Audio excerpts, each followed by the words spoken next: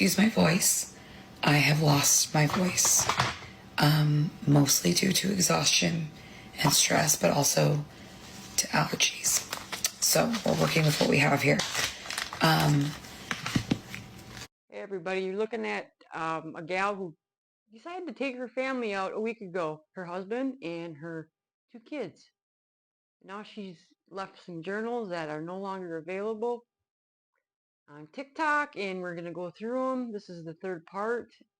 Looks like she's trying to play Betty Crocker in the kitchen. I appreciate all of the wonderful comments and good thoughts and feedback from my last couple of videos. Today I wanted to talk about where we're at as far as treatment, because we had our second opinion today at Dana-Farber. We're really lucky that we have MGH and Dana-Farber, who are 2 phenomenal hospitals. They are obviously very data-driven, and they're teaching hospitals, so there's lots of trials, treatments, cutting-edge stuff happening all the time. Oh, the knife. The knife. I just want to preface my video. The knife. That reminded me like a horror movie. Oh my gosh. With I am very pro-science to the death. I am a data girly. I like to see results. I like to see margins. Happy Thursday, almost Friday. I am so excited for this week to be over. We've just done so much, so many appointments, so much travel. And I think my brain is at max capacity as far as I don't think I can absorb any more information given to me. I also have this weird voice thing where my voice just decided to take a hike. But it's fine. So in my videos I've gotten... What did she say? I have this weird voice that decided to take a hike? Huh. I didn't really get that. Anybody else get that? A few, and I've gotten some messages and stuff. I've gotten a couple of questions over and over again on a kind of an array of topics. So one of them is what were his signs and symptoms. One of them is from diagnosis to treatment, how long. But the other question I get the most in messages is, how are our kids handling it and how did we tell them? So we have 3 kids, 3, almost 6, and 8. And I also want to preface with that my husband is a child psychologist, so he has a lot of this behavioral, social, emotional background and training. I do not.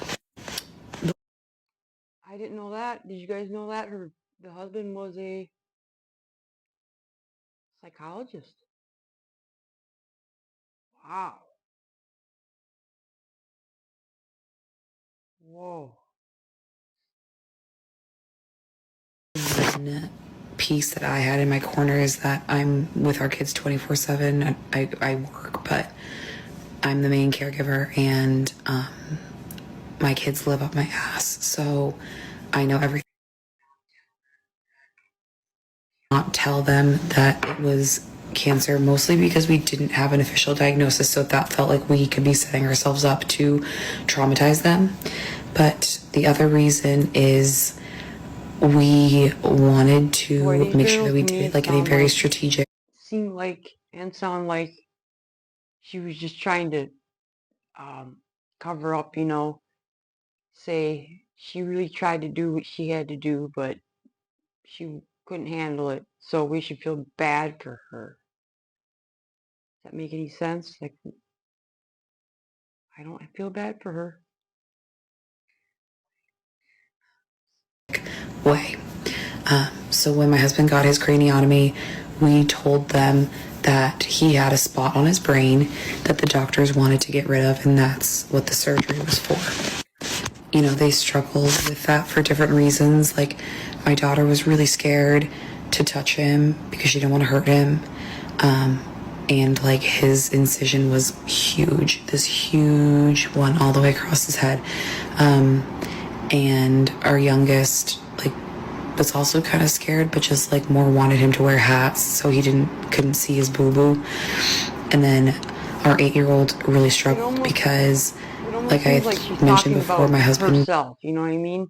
Like, she says her kids didn't like this, or he had to cover his hat because of the incision. It almost always seems like she's the one that wanted that. She seemed like it was all about her. That's what I got from the last one too. If you want to see the last one I did, check them out. I'm gonna do all of them. Shaved his head right when he came home because he had long hair, and he was scared it was going to get caught in the incision, and it just like looked weird.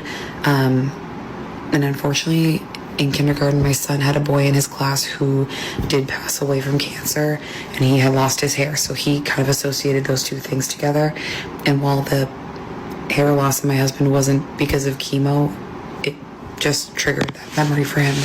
But so when we got the diagnosis on Monday, we didn't have the kids home with us that night. They were at friends doing sleepovers and stuff. So we told them on Tuesday. But Monday night we did Monday all day. And Monday night we really hashed out like what we were going to say, what words we wanted to use, how much we were comfortable telling them, and like what the consensus was going to be of what we were going to share, and making sure that we weren't lying, but we were giving them age-appropriate information. So we picked them up from school camp, and brought them home, and Ryan was upstairs in bed, so I brought them upstairs, and we just kind of sat on the bed and we said, you know, the doctors let us know that it is. How could she do that? How could she take them out?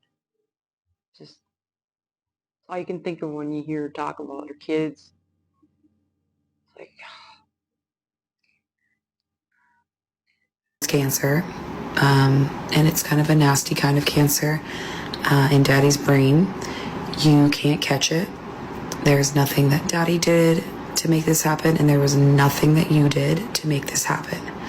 Those were one of the things we really harped on, is that it wasn't contagious and there was nothing that anyone did. The other big piece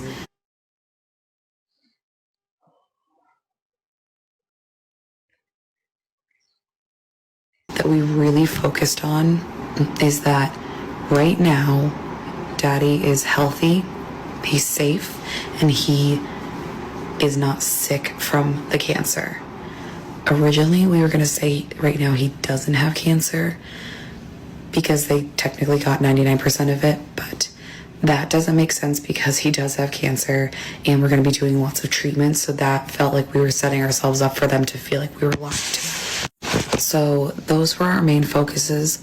We kind of did like an age-appropriate explanation of what his treatment was going to look like. So we used the words cancer, we used the words radiation and chemo. We said, you know, he's going to be doing radiation and chemo, explained, you know, it's like a laser and its job is to kill the cancer, and that can make Daddy tired or, you know, cranky. You know, he's going to need a lot of rest because we want him to get better really soon. So we were made sure to use the real words, and we tried to be as honest, but in a way that I know that a 6-year-old can digest. I should also say that our 3-year-old didn't give a fuck, so he had already scattered off and was doing something at that point. So then we did get the question that we knew we were going to get from our 8-year-old. 3-year-old to give a fuck?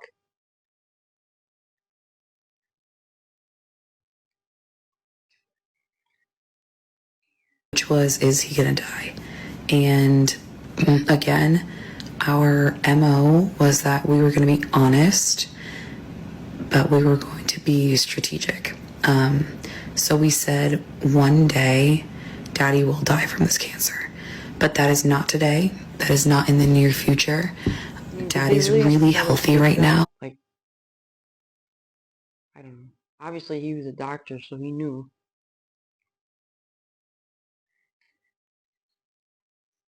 And then we're going to do things to keep the cancer from coming back. And that's Mommy and Daddy's job, to make sure that we're doing everything we can to keep Daddy healthy and to keep the cancer from coming back. But that it will come back, and one day it will kill Daddy. And obviously that's like awful to say to your kids. And our middle, she kind of got it, but she also was just kind of like, I don't want you to die, and I want you to be healthy. Our 8-year-old kind of knew already, but he's so full of shit. He handled it. Yeah, I'm gonna take you out.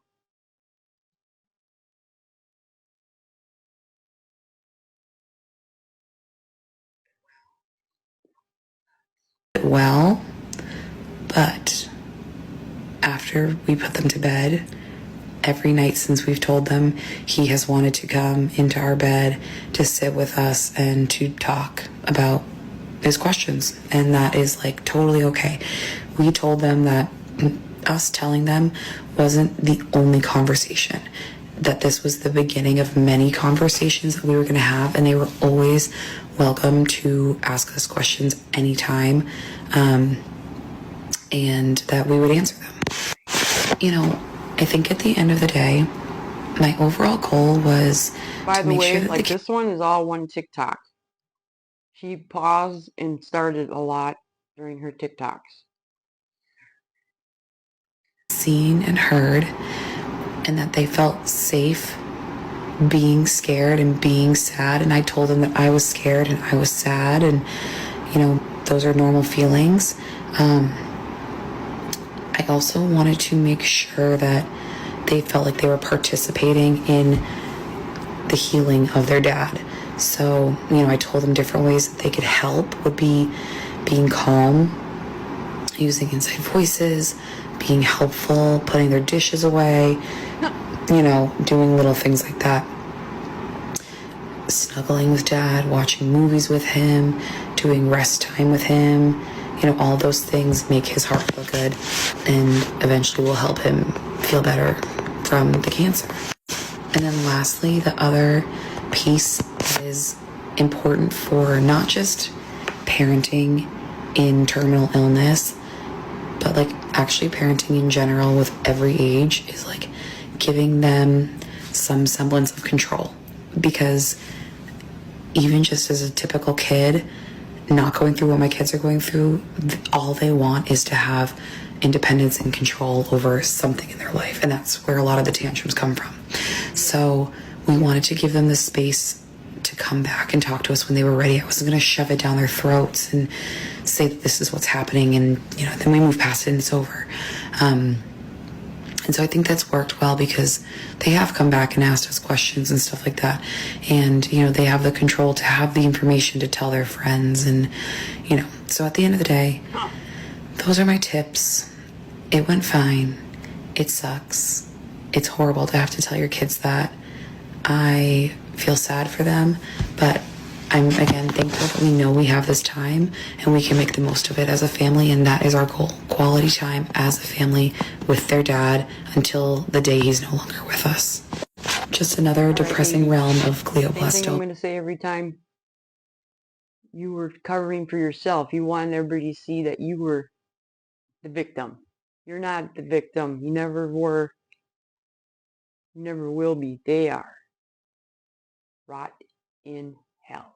Rot in hell, lady.